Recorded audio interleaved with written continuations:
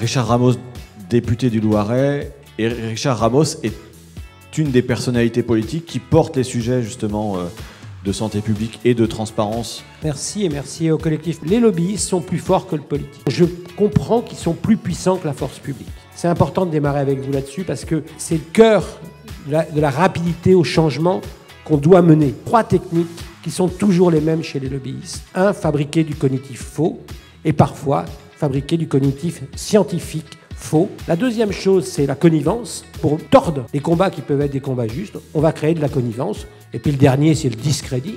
Comment la force publique, la science, l'intérêt du consommateur, l'intérêt des citoyens fait face à la puissance de l'argent. Vous avez un collectif de marque qui dit « Nous, on aimerait tendre à la transparence et à l'amélioration de nos produits. » On ne dit pas qu'on est parfait, on dit qu'on veut tendre à ça. Vous allez pouvoir expliquer à des parlementaires où vous êtes, où vous auriez envie d'aller, mais quelles sont vos contraintes. On a besoin d'une information sur l'étiquette. C'est quand même dans le quart de seconde auquel je choisis de temps en temps un produit par rapport à un autre, c'est sur l'étiquette. L'étiquette, tout le monde l'a sous le nez. La loi doit protéger. Comme l'a dit Serhetsberg, si un produit tue comme le nitrite, on doit juste l'interdire. Le Nutri-Score soit obligatoire parce que c'est d'abord une nécessité. C'est qu'une question de temps et de ténacité. Je veux dire, on va gagner. Serhetsberg va gagner. Je veux dire, il doit gagner. Il va parce qu'il doit.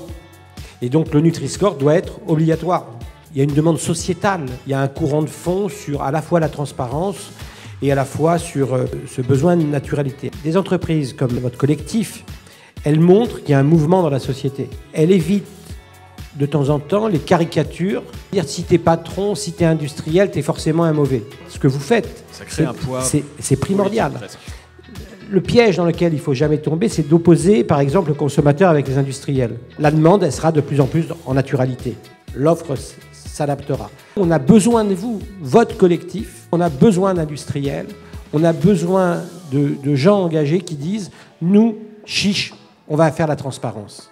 Il faut enlever les AOP du Nutri-Score en Europe. Parce que ceux qui veulent tuer le Nutri-Score et dans son obligation se serviront des AOP, du terroir, des traditions, etc., pour aller faire tomber le Nutri-Score. Des collectifs comme le vôtre, ils ont un rôle, le parlementaire en a un autre, le scientifique en a un autre, et que tout ça doit travailler ensemble dans l'intérêt commun, dans l'intérêt général. Un produit qui tue, on doit l'interdire. Ce que Serhetsberg m'a donné une idée, c'est d'essayer de faire un texte de loi pour qu'on supprime tous les logos à la con. L'éducation, on va sortir de 3e sur le socle commun, sans avoir appris à lire une étiquette. Il faut aller chercher les gens les plus faibles.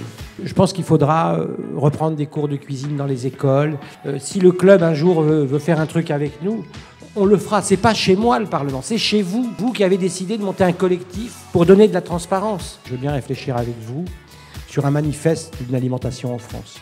Ça peut être nous travailler avec nous sur des amendements. Demain, nous devons construire un collectif, notamment avec des gens comme vous, pour rendre public ce que fera le prochain président ou la présidente de la République sur le sujet.